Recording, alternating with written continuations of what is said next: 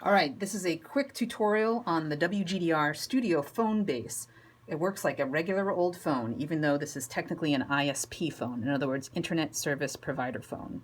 So the big things to know about this phone is that we've got two lines. Line 1 and 2 can come into the phone here. Obviously, to talk up to somebody, you can only talk to one line at a time.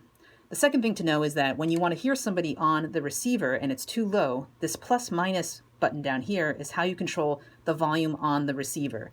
You can turn it all the way up to hear somebody better, or you can turn it down as well. It automatically resets itself to about halfway volume for the receiver when you hang it up. This plus minus is also the volume for the ringer of the phone. So sometimes you can turn it all the way down if you don't want the ringing sound coming through while you're on the air, or you can turn it all the way up so you don't miss any calls coming through. Again, people like to mess with this a lot because we don't have a flasher right now. So if you want to have phone calls during your show, make sure the ringer is all the way up. And if you ever turn the ringer down, please turn it back up at the end of your show. It's just a nice thing to do to make sure other people know that the phone is actually working. The other thing to know is that when a call comes into the station, the Comrex box, which is the thing that puts the phone call on the air, starts to activate. Now, if you haven't had this experience yet, here's what a phone call looks like and sounds like coming into the studio. Line 1 is ringing.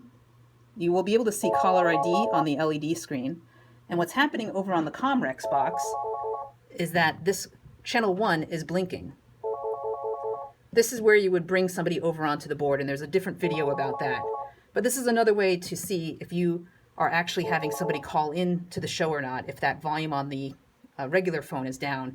If you pay attention and you can see this flashing, you would know that somebody's calling in. But it's a pretty easy thing to miss. That's why it's really important to make sure that you have the ringer volume all the way up on the phone base.